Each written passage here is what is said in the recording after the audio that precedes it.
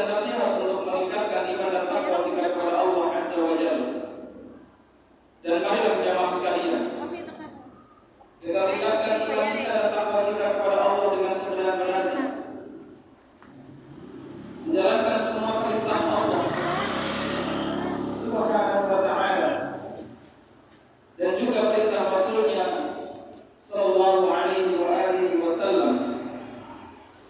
Begitu pula meninggalkan apa yang dilarang oleh Allah Subhanahu wa ta'ala dan meninggalkan pula apa yang dilarang oleh Rasulullah sallallahu alaihi wasallam dan melaksanakan itu didorong atas kecintaan kita kepada mereka, kecintaan kepada Allah Rabbul Alamin dan kecintaan kita kepada Nabi sallallahu alaihi wa alihi wasallam. Dan selagi kita memiliki kesempatan, marilah kita basahi bibir kita untuk memperbanyak bermohon kepada Allah Azza wa Jalla dan memperbanyak ibadah hanya kepadanya. Dan tinggalkanlah segala bentuk-bentuk kesyirikan, karena sesungguhnya kesyirikan itu adalah perbuatan aniaya yang sangat besar. Ma'asyiral muslimin jamaah Jumat rahimani wa rahmatullah. Dan janganlah kita berdoa bermohon kepada selain Allah. Wa qala rabbukum, dan berkatalah Rabbmu, ud'uni astajib lakum. Berdoalah engkau, berdoalah kalian kepadaku, niscaya aku Allah akan mengijabahinya. Innal ladzina yastakbiruna 'an ibadati, sesungguhnya orang-orang yang menyombongkan diri dari beribadah kepadaku, sayadkhuluna jahannama dakhirin, niscaya mereka akan memasuki neraka Jahannam dalam keadaan hina. Surah Al-Ghafir ayat 60. Maka teruslah berdoa dan berharap hanya kepada Allah saat kita hidup sekarang ini. Jangan menunda nanti kita bermohon kepadanya manakala segala sesuatu telah diputuskan oleh Allah.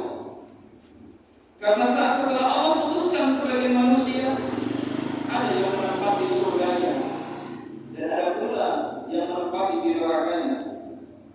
Maka tidak ada amal lagi yang bisa diperbuat memohon kepada Allah supaya mereka kembali ke dunia. Ali bin Abi Thalib radhiyallahu ta'ala anhu pernah memberikan nasihat kepada kita. Irtahat dunya mudbirah, dunia akan segera berlalu. Wartahatil akhirah muqbilah, dan akhirat akan segera datang.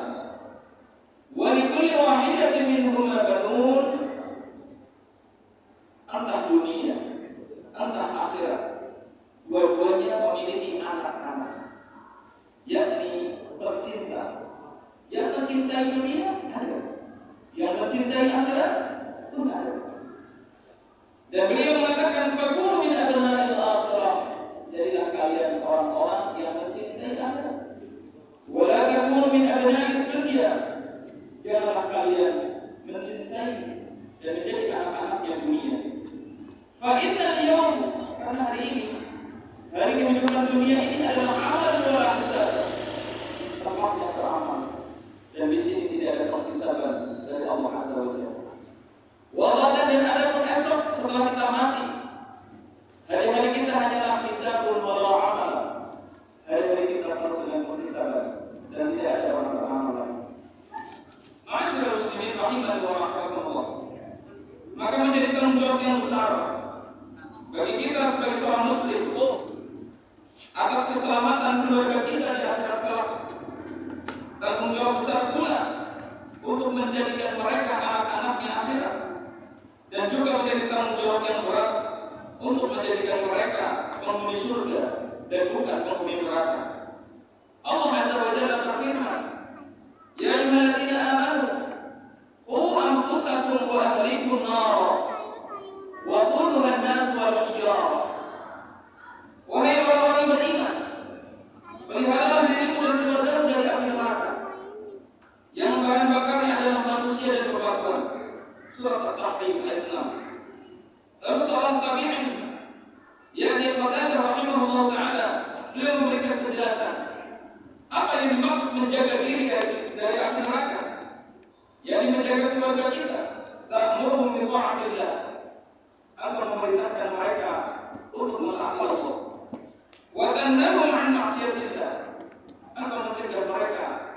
maksiat kepada Allah. Wa taquma 'alaihim bi amrillah, dan engkau mengajarkan dan menegakkan perintah-perintah Allah. Wa ta'muruhum bih, engkau perintahkan perintah-perintah Allah itu kepada mereka. Wa tusa'idahum 'alaihi, engkau membantu mereka untuk menegakkan perintah Allah tersebut. Fa idza ra'aita lillahi ma'siyah, lalu bila mana engkau melihat keluargamu berbuat maksiat, wabta'adhum 'anha wa tajratahum 'anha, engkau cegah mereka dan engkau peringatkan mereka dari berbuat maksiat tersebut. Ma'asyiral muslimin rahimani wa rahimakumullah. Begitu banyak orang-orang dan manusia yang menyesal ketika mereka dahulu tidak mau beramal, tidak mau berdoa, tidak mau beribadah dan menyembah sujud rukuk kepada Allah Azza wa Jalla. Bahkan mereka meminta, menyeru, kemudian rukuk dan sujud kepada selain Allah. Barulah saat mereka meninggal dunia, mereka baru memohon kepada Allah tanpa henti. Namun tak satu pun seruan dan harapan mereka dikabulkan. Contoh, yang pertama permintaan dari penghuni neraka kepada Allah Azza wa Jalla. Meminta apa? Meminta dikeluarkan dari neraka dan dikembalikan ke dunia. Allah menyebutkan seruan mereka di dalam surah Al-Mu'minun ayat 107. Rabbana akhrijna minha. Ya Allah, keluarkanlah kami darinya, dari neraka. Fa in 'udna fa inna dhalimun. Maka sesungguhnya jika kami kembali setelah di dunia, kok kembali lagi menjadi kafir, kembali lagi berbuat maksiat, mereka sadar, fa inna dhalimun, maka sesungguhnya kami adalah orang-orang yang zalim. Maka Allah menjawab di dalam ayat berikutnya, khasaru fiha wa la tukallimun. Berfirmanlah Allah, tinggallah kamu di dunia dan di akhirat, di neraka, dalam keadaan berhina-hina, dan janganlah lagi kau berkata-kata kepada aku. Artinya doa mereka ditolak oleh Allah Azza wa Jalla. Lalu bila mana usaha mereka gagal, siapa yang mereka minta? Ketika mereka sudah mengadu kepada Allah Azza wa Jalla, mereka ada satu objek yang dalam anggapan mereka dia bisa mengabulkan doanya. Siapa? Yakni Malik. Mereka pun meminta kepada penjaga neraka. Untuk apa?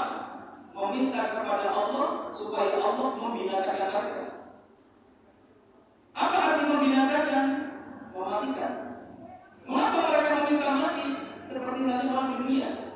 Ketika orang sudah terdesak dan terhimpit kehidupan dunia, begitu banyak orang menganggap bahwa mati itu adalah solusi. Dan tidak sedikit orang yang membunuh dirinya. Maka demikian pula orang-orang kafir dan orang-orang musyrik dan ahlul maksiyah. Mereka di neraka meminta agar Allah binasakan saja mereka, karena sudah tidak tahan lagi dengan siksaan-siksaan yang berat. Lalu mereka meminta di dalam surah Az-Zukhruf ayat 77. Wa nadaw ya Malik, dan mereka menyeru, wahai Malik, liyaqdi alaina rabbuk, mintakanlah kepada Rabb supaya kami dimatikan saja. Qala innakum makithun, maka malaikat Malik menjawab, kamu akan tetap tinggal di neraka hidup selamanya. Ma'asyiral muslimin rahimani wa rahimakumullah. Mengapa mereka tinggal di sana dan tidak bisa keluar, bahkan tidak bisa mendapatkan kematian supaya terbebas dari azab?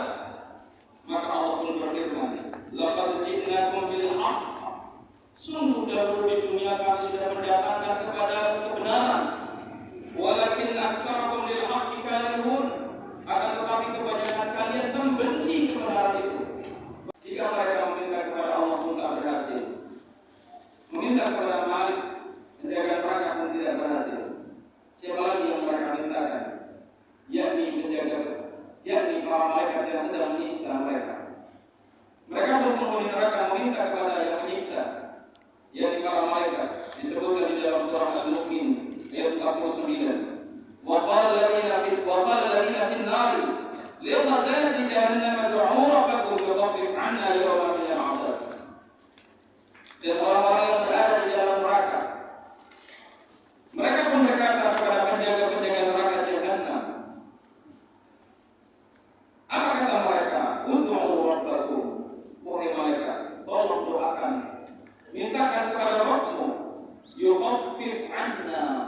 supaya dosa, supaya adab kami diringankan.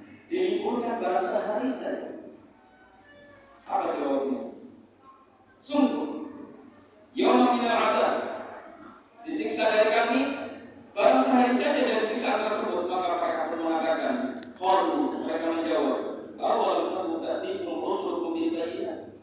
Bukankah telah datang para rasul yang membawa penjelasan-penjelasan kepadamu? Qalu, mereka pun para penghuni neraka menjawab, ya benar. Qalu, maka para malaikat pun memberikan saran kepada mereka, fad'u, teruslah kalian berdoa. Namun malaikat kemudian mengatakan, wa ma du'a'ul kafirina illa fi dhalal. Maka sesungguhnya doa kalian orang-orang kafir adalah doa yang sia-sia. Ma'asyiral muslimin rahimani wa rahimakumullah. Jika pertama, kedua dan ketiga kata, siapa lagi yang bisa mereka datangi